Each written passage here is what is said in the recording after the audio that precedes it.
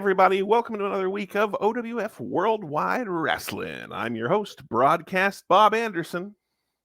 And you can catch us every Thursday with new episodes. And please subscribe at youtube.com at Outlaw Wrasslin Network. And joining me, as always, is my co-host with the most, Whitey Jenkins. What's up, Bobby? How we doing? We're doing good. Whitey, yourself? I'm doing good, man. We've made it to episode number 9. Can you believe it? With some of the things you've said and some of the things we've shown, no, I can't. Well, I don't know what can't imagine anything I've said that would be upsetting to anybody, but anyway, let's get to tonight's action. First up, from Columbus, Ohio. We have not been to Ohio yet. We're going to Columbus. We're going to see Columbus Outlaw Combat. I don't even think we can say those initials on the air, but Columbus Outlaw Combat. We're going to see local favorite there in Columbus. Oh, I just got that. You're a quick one, Whitey Jenkins. Anyway, Mediocre Dragon, a local favorite there in the Ohio area. Then from there, we're going to some disturbing footage from our recent house show in Marksburg. A fan had just won the 50-50 raffle. They actually brought him up to the ring to celebrate. He was, having a good time. The fans were cheering him on.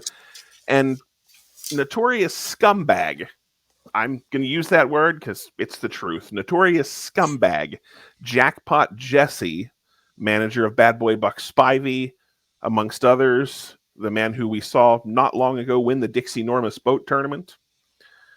Jackpot Jesse came to the ring with his own manager, because a manager needs a manager, Big Winnings Barry, and he challenged that fan. He said, why don't you put your 50-50 winnings on the line, double or nothing, and fight me? I'm just a manager. You fans all think I'm just a piece of crap that comes to the ring. Why don't you fight me and put that 50-50 money on the line? And we're going to show you what happened when that fan accepted the challenge of Jackpot Jesse. And it's disturbing footage, to say the least, Whitey. If you're faint at heart, or if there are small children in the room, you may want to not watch this piece of the show tonight. How dare you? How dare you disparage the good name of my pal, Jackpot Jesse? Notorious scumbag? How dare you call him that? Jackpot Jesse? You ain't going to get invited to go out on the Dixie Normus acting like that, sir. I've already went out to the lake with them twice and rode Dixie Normus, and it's huge, and it's a lot of fun. I had a great time riding Dixie Normus, and you would too. Good. Let's do it. Fine. We're going to move on. We're going to go. Our main event tonight, we talk about this show being worldwide. We've visited a lot of places so far, but one place we haven't visited is jolly old England. And tonight we're going to change that. We're going to Twickenham in England for it's kind of a newer league. They haven't been around a long time, but they're putting on some very exciting action.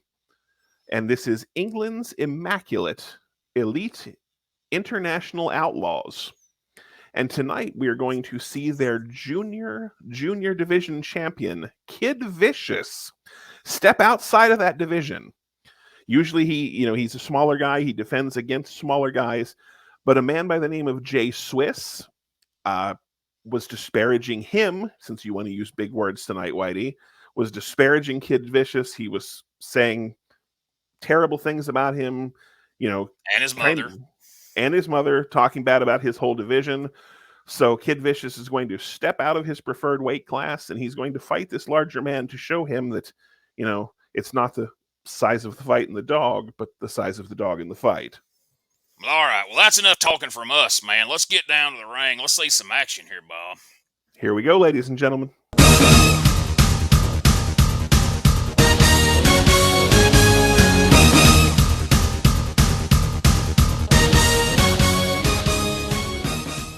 Folks, here we are at Columbus Outlaw Combat in Columbus, Ohio, where we see local favorite Mediocre Dragon taking on the man who just changed himself from the Outlaw Fighting Championship to become an outlaw wrestler, Glen Shamrock.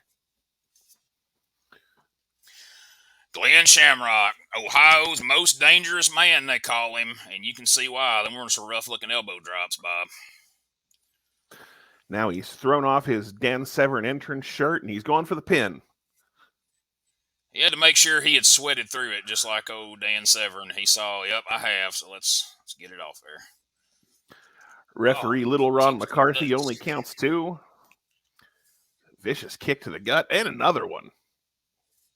Of course, these two came over. I mean, I guess they probably don't want us to point this out on TV, but they came over from the OFC together. Of course, McCarthy used to referee the fighting, and now he's in wrestling. And here you see Shamrock's in wrestling, although I don't think he knows it based on those knees that he's throwing to poor Mediocre Dragon's face. Now he appears to be picking cat hair off the back of Dragon's outfit. That's kind of nice of him after kneeing him in the face. Oh! That's the least he could do, you know. Whew. Yeah, I mean, man, we don't want your outfit to look bad while I'm repeatedly kneeing you in the face, shoot style. Oh! Yeah, Mediocre Dragon, like I said, a big favorite here in the Ohio area. He's not super, he's not great, he's not even good. He is mediocre, but the fans love him. He's living up to the name right now, that's for sure. My God, he's getting his face just kneed in. I you take 3 or 4 of those, and I don't care who you are, you're going to be mediocre. And a big suplex. Good Lord. I wouldn't like those pins if I was Mediocre Dragon. I mean, he gets his crotch right over their head there. Was that on purpose or? Well, you teabag a guy, and it's just, you're already feeling bad that you're getting the hell beat out of you, and now you got, you're getting teabagged too. So it's just a little less incentive to kick out. The German suplex. Oh my God, no! Oh, turned him a full flip. Wow, dropped him right on the crown of his head. That mask might help just a smidge and not hurting quite as much, but when you get dropped like that, that's got to be it. Yeah, it's that man. Only thing that mask is doing right now is hiding the tears running down his face, because I'm sure he is crying after what he's taken. He keeps slapping him across the back, and it does protect him from the nut sack. Yeah, because he's had a lot of contact with old Glen Shamrock's junk, if we're being honest. Oh, good grief. Thunder Fire Powerbomb and only 2. Folded him in half, and he still managed to kick out. Unbelievable. Well, much more forceful kick out because there were no nuts on his face that time. It's true.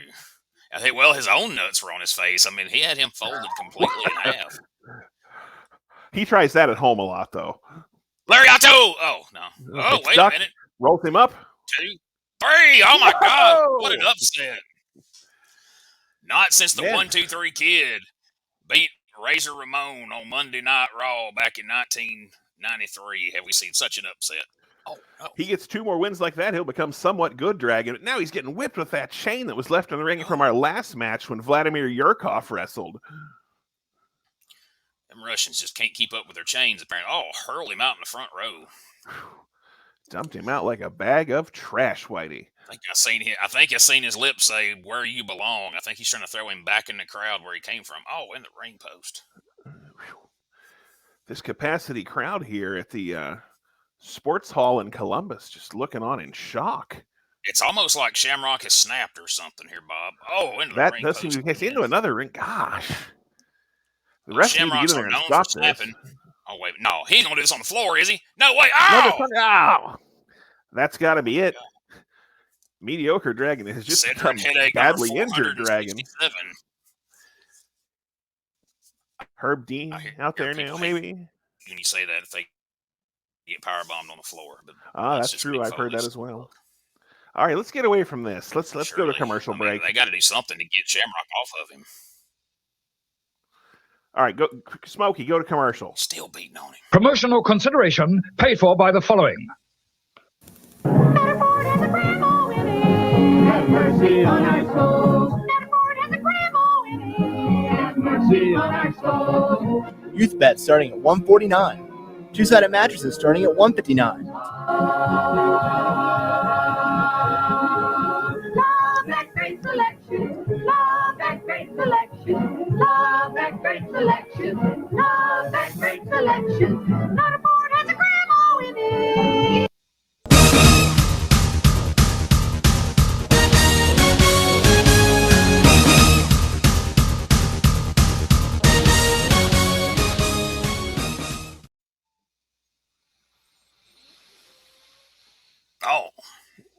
Oh, Good grief, we're off. Coming in hot. all right, fans. A little. Let us tell you about this right here. Jackpot Jesse, the man with the crutch you've seen before on our OWF home video release. Now, the man in the mask was the winner of our 50-50 raffle. I apologize. I just can't believe this beating he's getting. He won the 50-50 raffle. Jackpot Jesse, being the money-hungry son of a gun that he is, came to the ring and said, "Hey, boy, I'll bet you double or nothing that I can whip you." And the fan, thinking, Jackpot Jesse's a fat slob in a bad white outfit, said, "I'll fight you." And then he cracked him in the back of the head with a crutch after the fan turned around and said, "You fans think I should fight him?" And that's where we're at right now. And folks, he really is a fan out of the crowd. I mean, this is legitimate here. And there you see Jackpot Jesse holding his hat so it don't fly off, because he gave $8 for that at the truck stop. So he puts it back on his head there. Whips the fan into the ropes. What a knee lift. Well executed by Jackpot Jesse. If that fan weren't wearing a mask, we'd probably find out what he ate from the snack bar. Oh, he stopped for a little pocket pool there. Oh, I guess he was getting a chain, actually. Oh, choking him with a chain. What a cheater. Now, the man you see walking around ringside is Big Winnings Barry, Jackpot Jesse's manager. I'm not sure why a manager has a manager. It just goes to show you what a douchebag he is.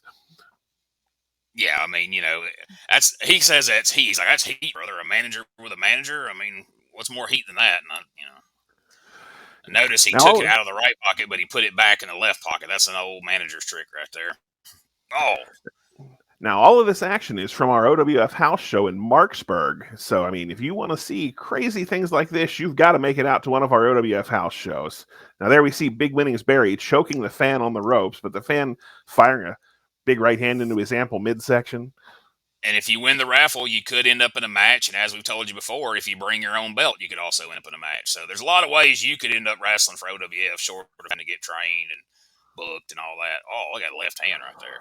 Yeah, I mean, you could absolutely go the route of going to wrestling school and paying for it and paying your dues and actually learning how to wrestle. Or you can just come to one of our shows and there's like a 75% chance you're going to end up in the ring. Yeah, don't be a mark and go spend money. Just come to our shows and you'll end up in there. I mean, that's how Jackpot Jesse got started, I mean, he used to sit in the second row of all our shows in that area. Look at him just standing on his chest. Now, you said he paid $7 for the hat. Now, would you guess that's more or less than he paid for the rest of that outfit? Probably more. Oh, look at him. I see. That's a veteran move right there. That fan's firing up on him. You see Jackpot Jesse takes his $7 hat off. He's holding his hand to make sure it didn't fly out in the crowd and one of these fans steals it. That is a veteran maneuver right there.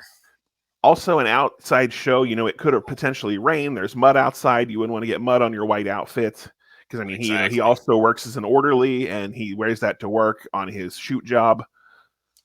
And he's also a Boss Hog tribute artist at Duke's Hazard Festivals as well. So I was not aware of that. Oh, punches the fan in the throat. face with probably that chain again. Oh, fast count from referee Carl Childers Jr. He must have offered him a third of that 50-50 money. Probably did. So he's got to have another $7 to get him another sweet hat. Breaking news. After a recent match at YT's Memphis Wrestling, Chuck the Truck Tatum has been suspended from the OWF indefinitely by producer Smokey, who felt that his safety had been threatened. The Truck had been walking through the barbecue strip club after the show and was overheard saying that he sure would like to pound that pussy. Once word got back to producer Smokey, the OWF board of directors moved quickly to secure a safe working environment for the producer of all of our shows. The Truck says the comment has been taken completely out of context, but the whole situation is now under review from OWF's management team. Live updates will continue all evening, tonight only on the hotline. That's 1-900-688-5297. That's 1-900-OUT-LAWS. That's 1-900-OUTLAWS.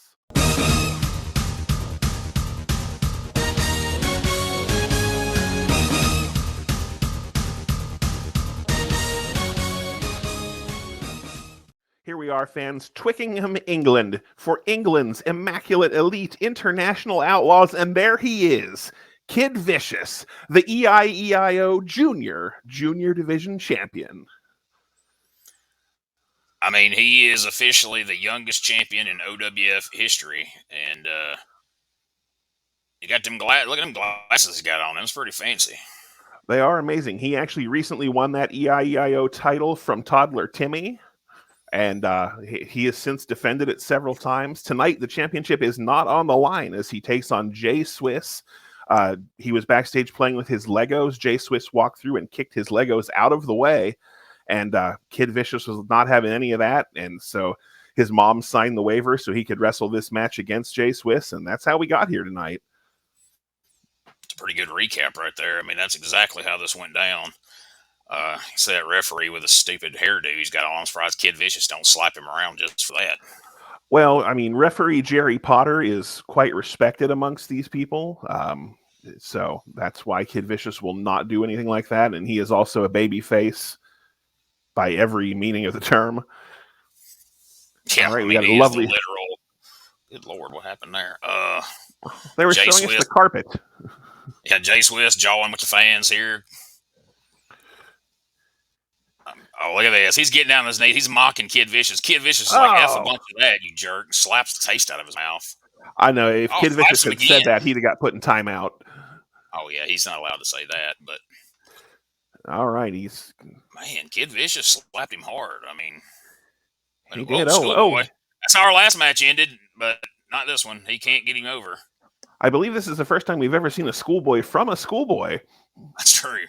It's the most literal sense of the words baby faces and schoolboy we've ever seen on an OWF broadcast. Kid Vicious kicks out of 2 pin attempts, going for a third one because it obviously works every time you try it. All right. Crawls through, gives him the London Bridge is falling down, hops up, and we've got a headlock, or sleeper hold, I'm sorry. I'm in a sleeper hold. Oh, no, is he going to... Oh! Snaps him over. Shoves him across the ring. Now he's busy jawing with Jerry Potter. Kid Vicious goes for it again. This time he gets it. One. No. Just can't hold him down. I mean, he is known for his schoolboy. I mean, that is his signature maneuver, if you will. Good grief. He did win the junior division championship with that very maneuver. Kid Vicious is getting a little lethargic. It is past his bedtime, of course. So that is true. Not up to his usual standards. Jay Swiss lets go of the headlock.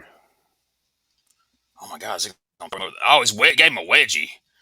Oh, he's took a few of them on the playground recently. Oh, just shoving him down, just bullying him here. Kid Vicious is having flashbacks of that time that kid Jacob on the playground. He's going for another schoolboy. I mean, we got to teach his kids something else besides this damn schoolboy. I mean, this is standing on his guts right there. Talk about going to the well one too many times, Whitey. Yeah, he's going to have to add something to his repertoire because that is not working for him at all. I'm not even sure he's old enough to spell repertoire. Oh, he's definitely not. Oh, look at this. Every time Jay Swiss gets on his knees to mock him, he gets his face slapped off. We've got the sleeper locked back on. Of course, Kid Vicious is a big fan of Brutus the Barber Beefcake. A lot of people don't know that, but and another snapping him over. Oh, I was hoping he was going to whip him up and powerbomb him, but nope, just 2. Jay Swiss is having fun with him. I think he's just going to let him tire himself out till he either, starts crying or decides to go take his ball and go home. Look at that. Just flips him across the ring. I thought you were supposed to let them tire themselves out after they start crying, Whitey. I don't have any kids. I don't really know how that works, but or at least none that you take care of. All right. 75th time might be the charm, and it is. He won. Look at that. Wait, that was it? Oh, that was it. Over. He rolled him up. He got to win. All right. The EIEIO junior division champion, Kid Vicious, is your winner. And that's all for this week, folks. We will see you next week right here on OWF World Wide Wrasslin.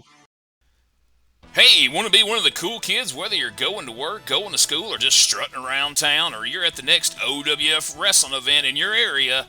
Show up wearing the brand new Whitey Jenkins t-shirt or The Chuck the Truck Tatum t-shirt. That's right. You can get them right now at the official OWF website at www.officialowf.com. They are available there right now. Go check them out and get your very own official OWF t-shirt.